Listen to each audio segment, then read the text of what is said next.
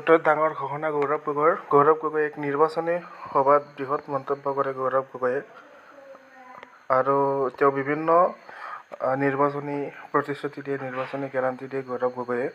আৰু বৃহৎ ঘোষণা কৰি গৌৰৱ গগৈয়ে যে কয় যে নিৰ্বাচনী যদি এইবাৰ চৰকাৰ হয় কংগ্ৰেছৰ, তেতিয়াহ'লে যি ভূমিহীন লোক আছে তেওঁলোকক মাটিৰ পট্টাৰ লগতে বিভিন্ন ধৰণৰ নিৰ্বাচনী প্ৰতিশ্ৰুতি দিয়ে গৌৰৱ গগৈয়ে। আৰু বৃহৎ মত পোষণ কৰি গৌৰৱ গগৈয়ে কয় যে পুনৰ যদি এইবাৰ চৰকাৰ আহে তেতিয়াহ'লে অসমৰ লাখ লাখ লোকক সংস্থাপন আৰু লগতে ভূমিহীন মাটিক ভূমি পট্টা দিয়া হ'ব, এইবুলি ঘোষণা কি কৰে চাওঁ আহকচোন।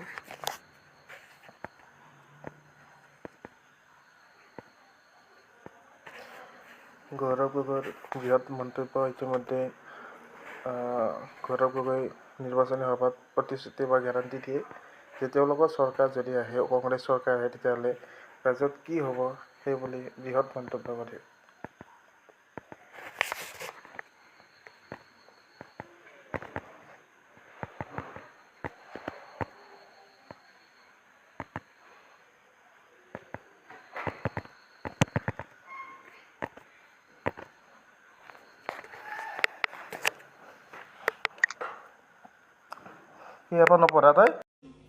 যে আমাৰ চৰকাৰ আহিলে প্ৰত্যেক থানাত প্ৰথমে মহিলাসকলৰ ওপৰত অপৰাধ হোৱা কেছবোৰ ল'ব লাগিব, পিছত বেলেগ কেছবোৰ ল'ব লাগিব। আজি দুখ লাগে, বহুত ল'ৰা ছোৱালী আমাৰ ওচৰলৈ আহে, কৈ আমাৰ স্কুল বন্ধ হৈ গ'ল, আমাক এতিয়া দূৰলৈ যাব লাগে, আমাৰ বাছৰ ভাড়া দিব নোৱাৰোঁ, আমাৰ ওচৰত টকা পইচা নাই, এতিয়া আমি স্কুল যাবলৈ বন্ধ কৰি দিলোঁ।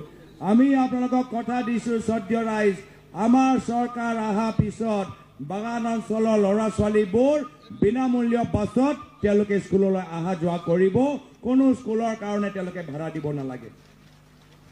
এনেদৰে আমি নতুন বৰ অসমৰ কল্পনা আমি কৰিছোঁ, য'ত শ্ৰমিকসকল, থলুৱা উদ্যোগসকলে আজি তেওঁলোকৰ হাতবোৰ শক্তিশালী হওক। এয়া হ'ল প্ৰায়ত তৰুণ গগৈদেৱৰ শিকাই দিয়া আদৰ্শ। আমি তেখেতৰ আদৰ্শ পালন কৰি আমি সকলোৱে বিৰোধী ঐক্যবদ্ধ হৈছোঁ। আজি কংগ্ৰেছ দল, ৰাইজৰ দল, অসম জাতীয় পৰিষদ দল, CPM দল, CPIML দল আৰু APHLC দল আমি সকলোৱে একগোট হৈছোঁ।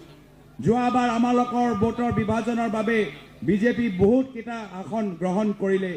এইবাৰ প্ৰতিশ্ৰুতি দিব লাগিব, উজনি উত্তৰ অসমত এটাও চিট যে বিজেপি জিকিব নোৱাৰে, তাৰ বাবে আমি আগবাঢ়ি যাব লাগিব।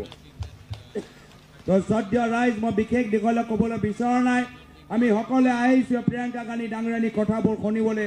মই সকলোকে ধৈৰ্য সহকাৰে আজি এই প্ৰখৰ ৰ'দৰ তলত আপোনালোকে যে বহি আছে তাৰ বাবে আপোনালোকক মই ধন্যবাদ জ্ঞাপন কৰিছোঁ। আৰু এতিয়া আমাৰ সকলৰ নেত্ৰী, অসমৰ ভৱিষ্যতৰ বাবে চিন্তা কৰা, সদনৰ ভিতৰত এগৰাকী শক্তিশালী কণ্ঠ, এগৰাকী নেত্ৰী, যিসকলক আমাক প্ৰেৰণা দিছে, মই আদৰণীয় প্ৰিয়ংকা গান্ধী ডাঙৰীয়ানীক আজি আমাক সকলোকে সম্বোধন কৰিবলৈ মই নিমন্ত্ৰণ জনাইছোঁ। आदरणीय प्रियंका गांधी जी, अब आपके बीच में अपने वक्तव्य रखेंगे। प्रियंका गांधी जिंदाबाद, कांग्रेस पार्टी जिंदाबाद, राहुल गांधी जिंदाबाद, जय असम, जय असम। धन्यवाद।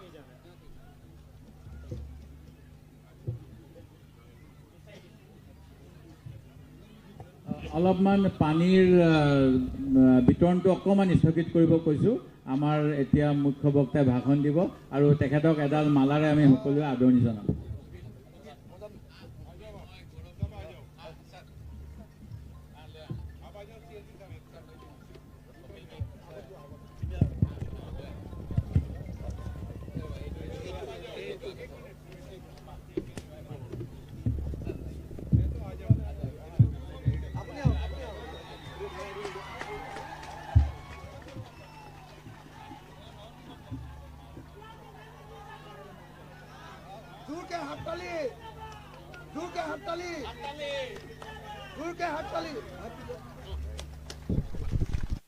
जोर के तहत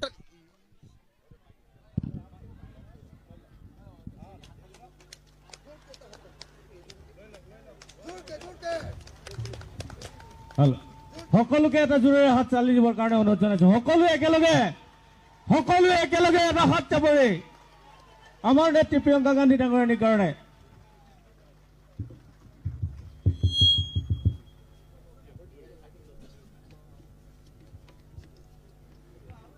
বিধায়ক অখিল গগৈ ডাঙৰীয়া তেখেতৰ ভাষণ প্ৰদান কৰিবৰ কাৰণে অনুৰোধ জনাইছোঁ।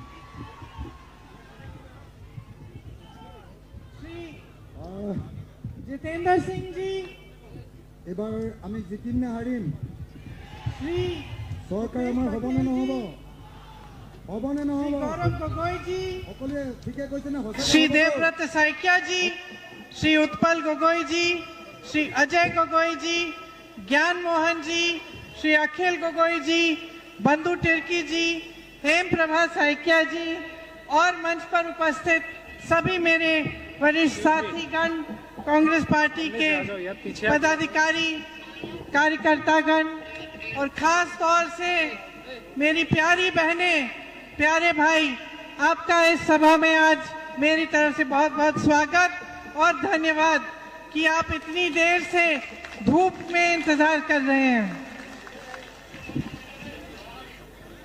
देखिए, मैं दिल्ली से आती हूं। जब हम दिल्ली से, मुंबई से, अलग अलग शहरों से, असम के बाहर से असम के बारे में सोचते हैं तो हमारे मन में एक चित्र बनता है। कैसे हैं असम के लोग, कैसा है असम, मजबूत है यहाँ के लोग, यहाँ का समाज निडर है, অখিল গগৈ ডাঙৰীয়া स्वाभिमानी है। তেখেতৰ ভাষণ প্ৰদান কৰিব। किस तरह से आपके पूर्वजों ने स्वतंत्रता संग्राम में भाग लिया, आजादी की लड़ाई किस तरह से लड़ी गई। श्री शंकर देव जी, माधव देव जी जैसे महान संत यहाँ के हैं, श्री लचित बोरफुकन जी, श्री वीर चिलाराय जी जैसे निडर योद्धा, कनकलता बरुआ जी, विष्णु प्रसाद राभा जी और गोपीनाथ बोरदोलोई जी जैसे महान नेता, सबने एकता की बात की, भाईचारे की बात की, आपकी सभ्यता को बनाई, उसकी नींव डाली। तो हम जब बाहर से देखते हैं और आसाम के बारे में मन में सोचते हैं तो यही चित्र बनता है कि ये लहलहाते खेत, आपके चाय के बागान, जिसकी चाय पूरे विश्व में मशहूर है। यहाँ नाजिरा में भी तेल का एक समय उत्पादन बहुत होता था, उसके लिए आप मशहूर होते थे।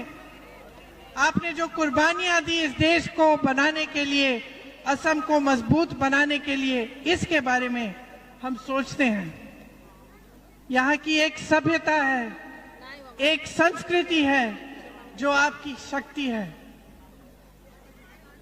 जब हम अहोम सभ्यता की बात करते हैं, अहोम समाज की बात करते हैं, तो पूरे देश भर में गर्व होता है कि इस समाज ने इस देश को कितना दिया, इस समाज ने इस देश को कैसे बनाया और असम को कैसे बनाया, कैसे मजबूत किया।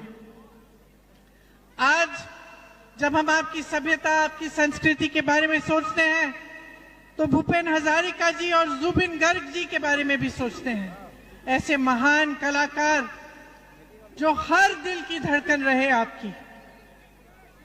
और जब जुबिन गर्ग जी की मृत्यु हुई तो असम के बाहर के लोग, हम जैसे लोगों ने देखा कि किस तरह से आप उनसे जुड़े हुए थे और हमारे मन में ये सवाल उठा कि ये व्यक्ति कौन थे, क्या किया था उन्होंने कि असम की एक एक माँ, एक एक बेटी, एक एक भाई, एक एक बेटा उनके लिए रो रहा है। वो गुजर गए तो ऐसा लग रहा था कि असम की जनता, असम के एक एक परिवार में से एक सदस्य गुजर गया है। तो हमारे लिए जो बाहर से देख रहे थे, हम सोच रहे थे कि ये रिश्ता कैसा रिश्ता है, प्रेम का रिश्ता है उनके साथ, एक आदर का रिश्ता है। ये रिश्ता कैसे बना, वो कैसे व्यक्ति थे। आस्ते आस्ते हमें ये बात समझ में आई कि ये रिश्ता इसलिए बना कि जुबिन गर्ग जी आपकी आवाज थे। अहोम की आवाज थे, असम की अभिव्यक्ति थे। इसीलिए जब वो इस दुनिया से चले गए तो यहाँ बैठे एक एक जने का दिल टूटा। असम में एक एक परिवार में दुख हुआ, एक एक परिवार ने शोक मनाया। तो एक राजनीतिक तौर से हम अगर देखें तो हमें सबसे पहली समझ ये होनी चाहिए, हम सब नेता हैं, हमें सबसे पहले ये समझ होनी चाहिए कि ये जो आपकी संस्कृति है, ये जो आपकी अभिव्यक्ति है, ये जो आपकी आवाज है, इसको जगह चाहिए, इसे और शक्ति देना चाहिए, इसे और मजबूत बनाना चाहिए।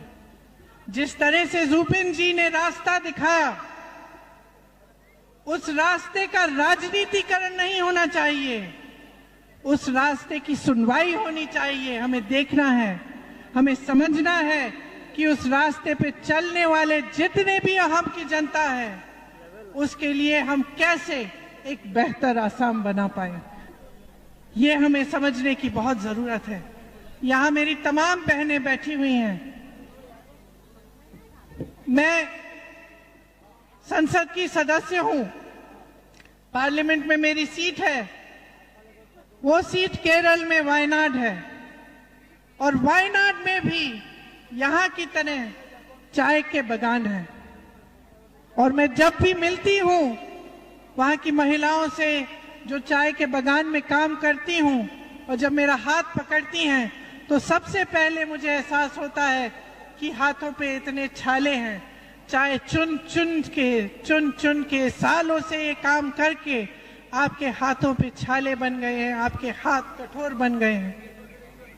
जब मैं यहाँ आई थी कुछ सालों पहले, तो मैं यहाँ के चाय के बागान की महिलाओं से मिली, और आप सबने मुझे क्या बताया? आपने बताया कि आपका वेतन बहुत कम है। उस समय भाजपा ये वादा कर रही थी कि 300, शायद 350 का वेतन देगी, वहीं के लगभग था। आज मैं इतने सालों बाद जब पूछती हूँ कि क्या आपका वेतन बढ़ाया गया, तो बहुत कम बढ़ाया गया। आज भी आप लगभग उतने ही वेतन पर काम कर रहे हैं। आज भी आपकी वही समस्याएं हैं, आप उसी तरह से संघर्ष कर रही हैं जिस तरह से उस समय आप संघर्ष करती थी। यहाँ के तमाम ट्राइब्स हैं, आदिवासी हैं, जिनको एसटी का दर्जा देने की बात हर राजनीतिक दल आपके सामने चुनाव के समय करता है कि नहीं करता है? करता है कि नहीं करता है? करता है ना। देखिए 5 सालों से इनकी सरकार रही है, क्या इन्होंने ये दर्जा दिया? नहीं दिया।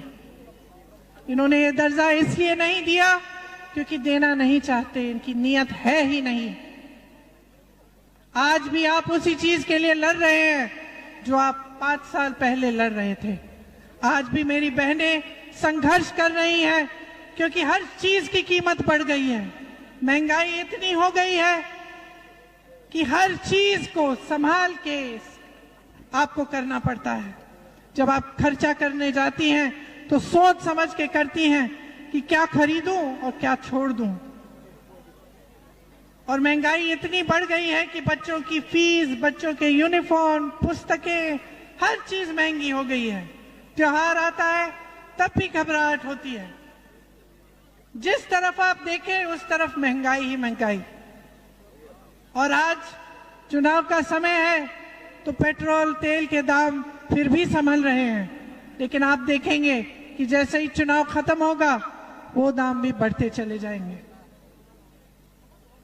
तो आपकी एक सभ्यता रही है, एक संस्कृति रही है जिसमें यहाँ की महिलाओं को मजबूती मिली है। जितने भी आपके संत थे उन्होंने महिलाओं को आगे बढ़ाने का काम किया, लेकिन आज की आपकी सरकार आपको आगे नहीं बढ़ाना चाहती। देखिए आज की हमारी लड़ाई क्या है? एक सभ्य असम की लड़ाई है। आपकी संस्कृति की लड़ाई है, आपकी अभिव्यक्ति की लड़ाई है, आपकी शक्ति की लड़ाई है।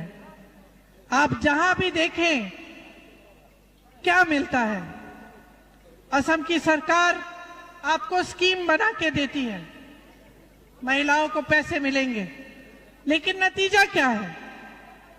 नतीजा ये है कि जितने भी इनके प्रोग्राम हैं, चाहे एक मोदी जी की रैली हो या मुख्यमंत्री जी की रैली हो, उसमें जबरदस्ती यहाँ की महिलाओं को जाना पड़ता है। आपको बताया जाता है कि आप नहीं जाओगी तो स्कीम काट देंगे, नाम काट देंगे आपका। ये सच बात है कि नहीं? गांव गांव में, घर घर में महिला परेशान है। घर पे खाना पकाए, चाय के बगान में जाके काम करे, मजदूरी करे, कमाए, या जाके रैली में बैठे, प्रोग्राम में बैठे, या भाजपा के कार्यकर्ता का काम करे। ऐसे नहीं होती हैं स्कीमें बहनों।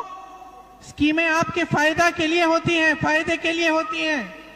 पैसा मुख्यमंत्री जी का नहीं है, सरकार का नहीं है, आपका है, आपका है। आपको मिलना चाहिए और आपकी स्वतंत्रता मिलनी चाहिए आपको। ये नहीं होना चाहिए कि एक तरफ से आपको स्कीम मिल रही है, दूसरी तरफ से आपसे काम कराया जा रहा है।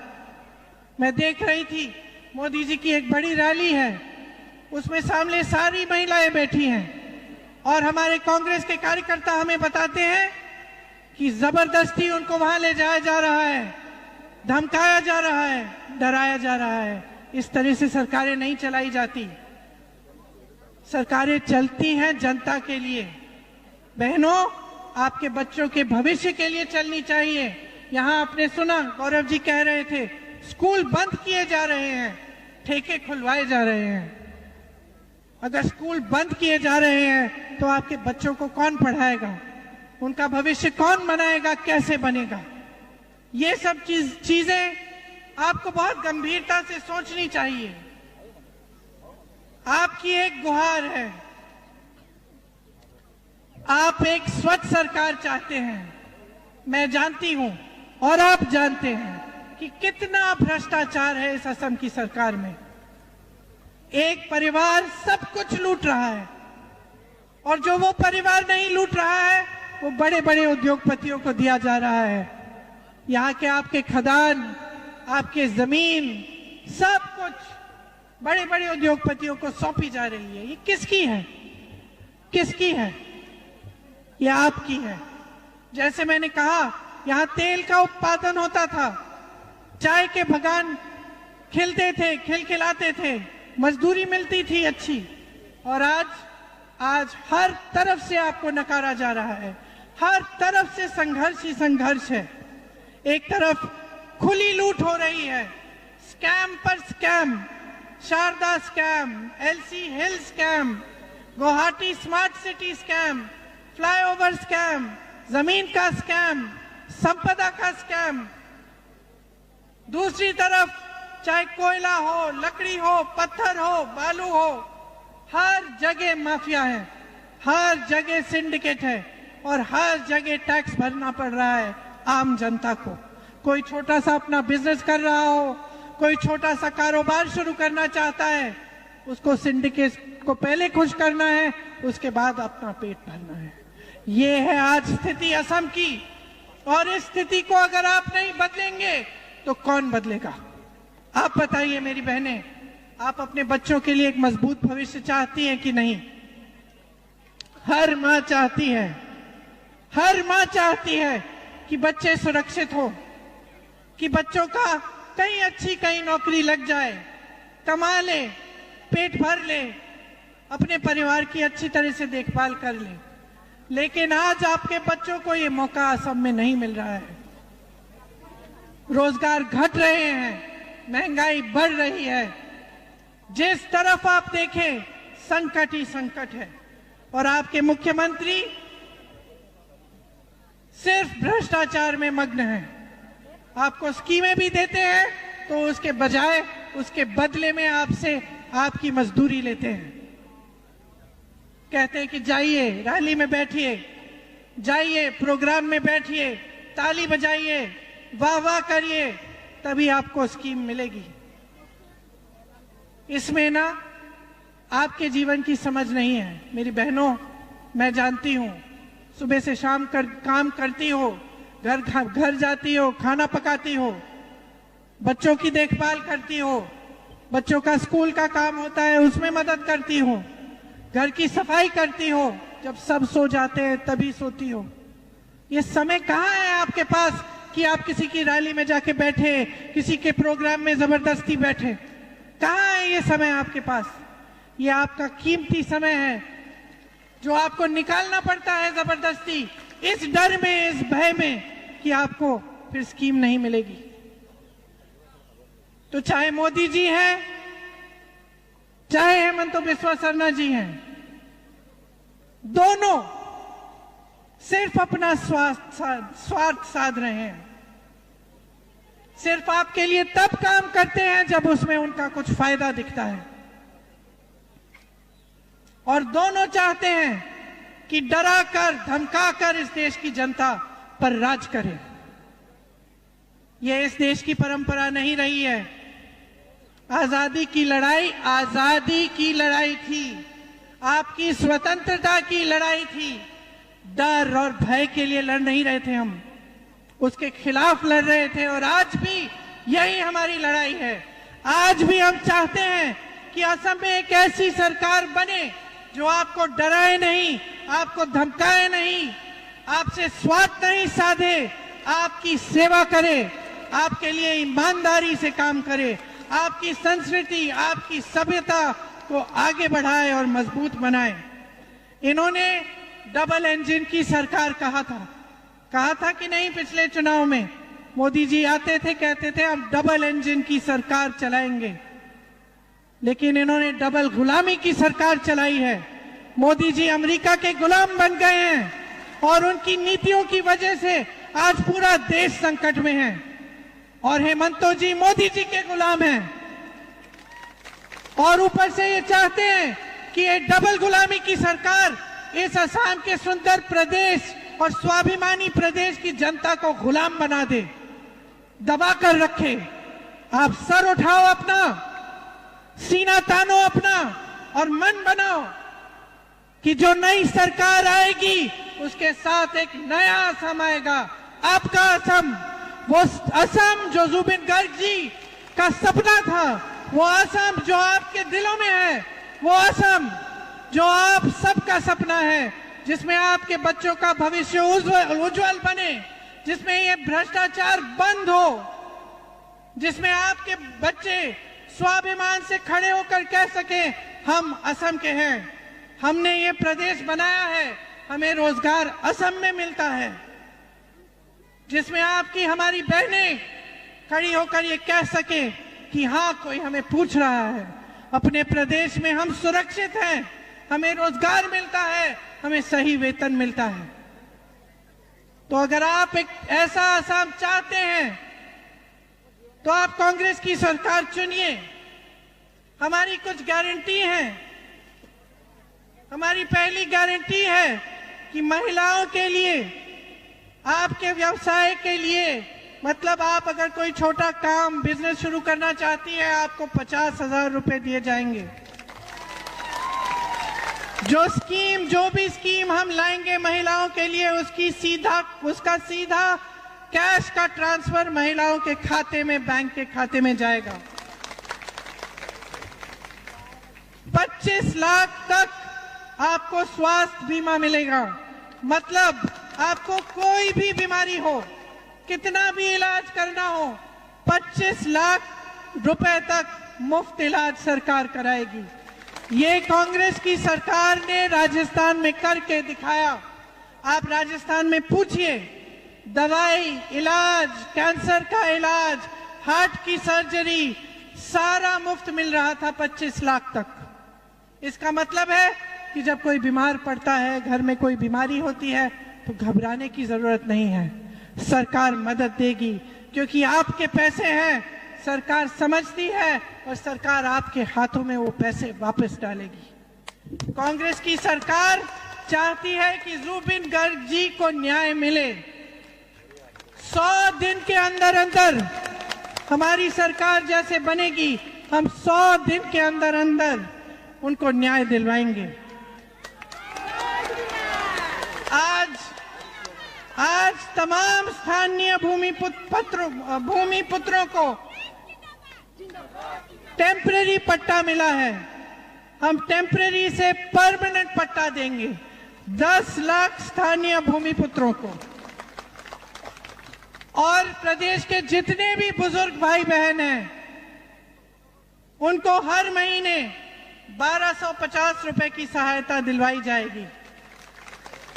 देखिए, जब भ्रष्टाचार होता है तो हम सब भ्रष्टाचार की बात करते हैं। और एक चीज है, आपको भी समझ होगी, आपके ही इलाके में जब आप देखते हो कि अचानक नेता के पास बहुत पैसे हो गए हैं, जमीन खरीद रहा है, बड़ा घर बन रहा है, बड़ी बड़ी गाड़ी लेके चल रहा है, ठीक है, आप सोचते हो कि भ्रष्ट है।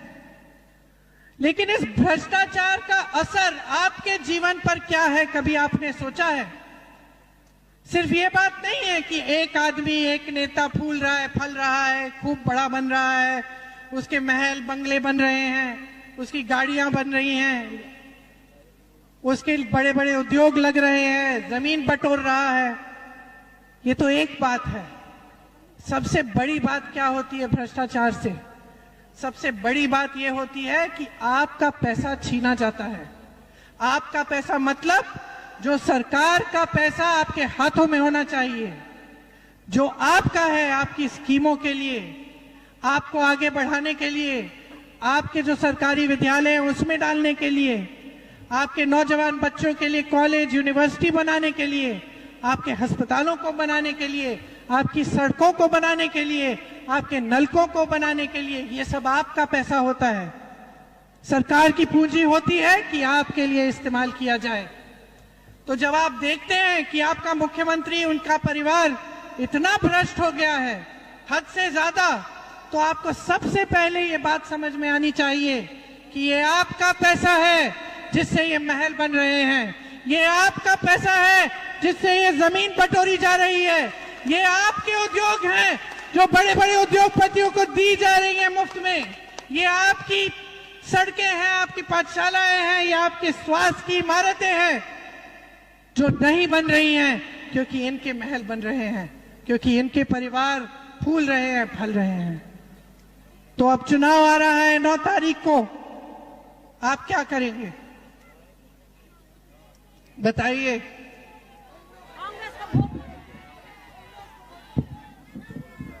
आप एकदम पूरा ध्यान, अपना पूरा ध्यान अपने ही जीवन पर, अपने संघर्ष पर, अपने संकटों पर, आप जो महंगाई का सामना करते हो, आप जो बेरोजगार बैठे हो, जो अपने बच्चों को पढ़ाने के लिए संघर्ष करते हो लेकिन बच्चों को नौकरी नहीं मिलती, आप जो चाय के बगान में अपने हाथों को पत्थर बनाती हो लेकिन आपको कुछ नहीं मिल रहा है, आपकी सुरक्षा तक नहीं मिलती, आप इसके बारे में सोचो।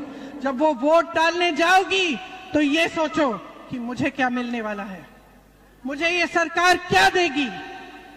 क्या मुझे डराया जाएगा, मुझे धमकाया जाएगा, मुझे खदेड़ा जाएगा, मुझे घसीटा जाएगा रैलियों में, राजनीतिक प्रोग्रामों में, या मुझे स्वतंत्रता मिलेगी, या मेरे बच्चों का भविष्य बनेगा, या मुझे गौरव गोगोई जी, देवव्रत साइकिया जी जैसे नेता मिलेंगे जो ईमानदारी से मेरे लिए काम करेंगे, या भ्रष्ट नेता मिलेंगे भाजपा के नेताओं की तरह जो सिर्फ अपना स्वार्थ साधेंगे और मुझे छोड़ देंगे?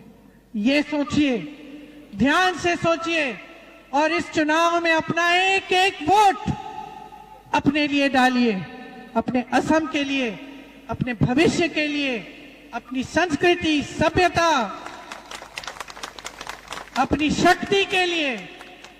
और गर्व होगा आपको कि आपने अपना वोट सही जगह डाला, कि आपको एक ऐसी सरकार मिली जिसने आपके लिए सब कुछ कर डाला और आप ही को सबसे पहले आगे बढ़ाया। आपने मेरी बातें बहुत ध्यान से सुनी है, इसके लिए आपका बहुत बहुत धन्यवाद। मुझे आगे भी मीटिंग में जाना है, मैं जानती हूं कि आपने बहुत इंतजार किया, इसके लिए मैं आपकी बहुत बहुत आभारी हूं। जय हिंद। प्रियंका गांधी जिंदाबाद, प्रियंका गांधी जिंदाबाद, प्रियंका गांधी जिंदाबाद, गौरव गोगोई जिंदाबाद, गौरव गोगोई जिंदाबाद, देवव्रत शइकिया जिंदाबाद, देवव्रत शइकिया जिंदाबाद। আমি সকলো প্ৰাৰ্থী আমাৰ ভাৰতীয় জাতীয় কংগ্ৰেছ দলৰ প্ৰাৰ্থী আমি মঞ্চৰ সন্মুখলৈ আমন্ত্ৰণ জনাইছো আৰু